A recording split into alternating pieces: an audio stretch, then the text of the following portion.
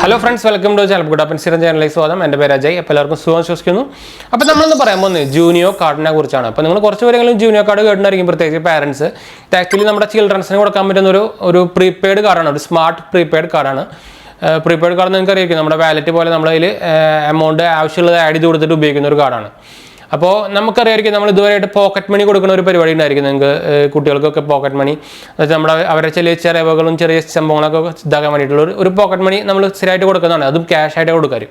ഇപ്പം നമുക്ക് ആ സംഭവം തന്നെ ഈ കാർഡ് വഴി നമുക്ക് ഈ ഫിസിക്കൽ കാർഡ് കൊടുത്തു കഴിഞ്ഞാൽ, ഈ സ്മാർട്ട് വിർച്വൽ ഫിസിക്കൽ കാർഡ് കൊടുത്തു കഴിഞ്ഞാൽ നമുക്ക് ഒരു ഫൈനാൻഷ്യലി ഒരു സെക്യൂർഡ് ആക്കാൻ, എന്ന് വെച്ചാൽ നമ്മുടെ ഒരു റെസ്പോൺസിബിലിറ്റി വരാം നമ്മുടെ ഫൈനാൻഷ്യലി, നമ്മുടെ ഈ സ്പെൻഡിങ് ഡീറ്റെയിൽസും അതുപോലെ ഏർണിംഗ് ഡീറ്റെയിൽസും, എത്ര കാശ് വരുന്നുണ്ട് എത്ര കാശ് പോകുന്നുണ്ടെന്നൊക്കെ ഇപ്പോൾ ആപ്പിലാകുമ്പോൾ നമുക്ക് ഇതൊക്കെ ഇങ്ങനെ ഡീറ്റെയിൽ ആയിട്ട് കാണിക്കാൻ പറ്റും. അപ്പോൾ അവർക്ക് ഇതൊക്കെ കാണുമ്പോൾ ആക്ച്വലി ഒരു ഫൈനാൻഷ്യലി റെസ്പോൺസിബിലിറ്റി വരും.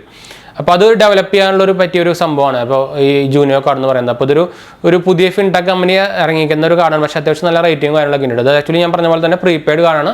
നമ്മുടെ പാരൻസിൻ്റെ മൊബൈലിൽ ഇത് ആക്ടിവേറ്റ് ചെയ്തിട്ട് നമുക്ക് ഫിസിക്കൽ കാർഡ് KYC ഡീറ്റെയിൽസ് ഒന്നും വേണ്ട, നമുക്ക് ഈ ഫിസിക്കൽ കാർഡ് എന്താ പറയുക ഓർഡർ ചെയ്യാം.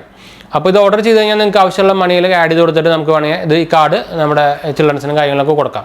അപ്പോൾ അവരെ നമ്മൾ ഒരു ഗുണം എന്ന് വെച്ചാൽ നമുക്ക് അവരുപയോഗിക്കുന്ന സംഭവത്തിലൊക്കെ നമുക്ക് നോട്ടിഫിക്കേഷൻ വരും ചെയ്യും, നമുക്ക് അതിൻ്റെ ഒരു ഫുൾ ഐഡിയ കിട്ടും ചെയ്യും, അവർക്ക് നോട്ടിഫിക്കേഷൻ കാര്യങ്ങളൊക്കെ കിട്ടും ചെയ്യും, അവർക്ക് അവർ സ്പെൻഡ് ചെയ്ത കാര്യങ്ങളൊക്കെ അറിയാനും പറ്റും.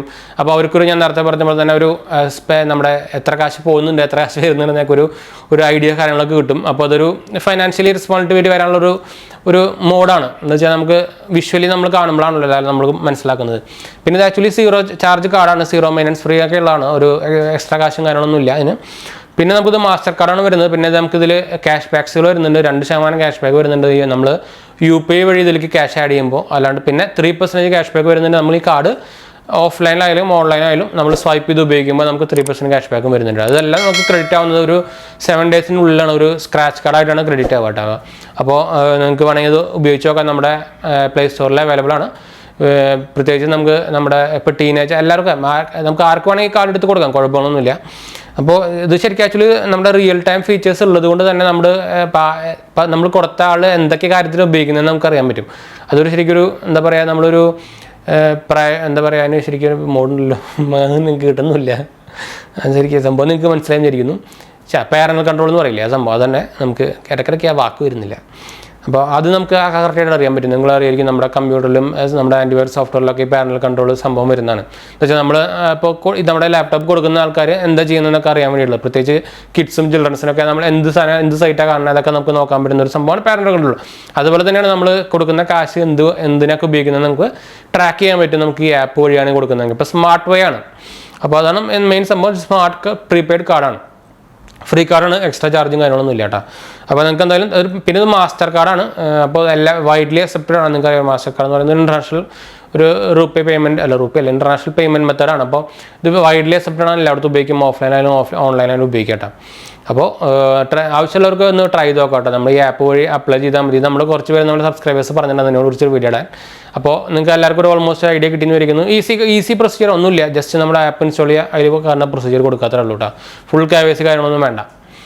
അപ്പോൾ നമ്മൾ വീഡിയോ വൈൻഡ് അപ്പ് ചെയ്താലോ. എന്തായാലും ഞാൻ ലിങ്ക് ഡിസ്ക്രിപ്ഷനിൽ കൊടുക്കാം കേട്ടോ. അതുപോലെ തന്നെ ചാനൽ പുതിയ വന്നൊരു സബ്സ്ക്രൈബ് ചെയ്യാനും അതുപോലെ ബെല്ലൈക്കൺ പ്രസ് ചെയ്ത് നോട്ടിഫിക്കേഷൻ ഒക്കെ മറക്കണ്ട. ഇൻസ്റ്റാഗ്രാമിൻ്റെ ഫേസ്ബുക്ക് ലിങ്ക് നമ്മൾ ഡിസ്ക്രിപ്ഷനിൽ കൊടുത്തണം, ചെക്കൗട്ട് ചെയ്യുക. അതുപോലെ തന്നെ ആമസോൺ സ്റ്റോർ ലിങ്ക് കാണാത്തൊരു പോയി കാണുക. ഞാൻ താഴെ കൊടുക്കുന്നത് നിങ്ങളിവിടെ കാണായിരിക്കും.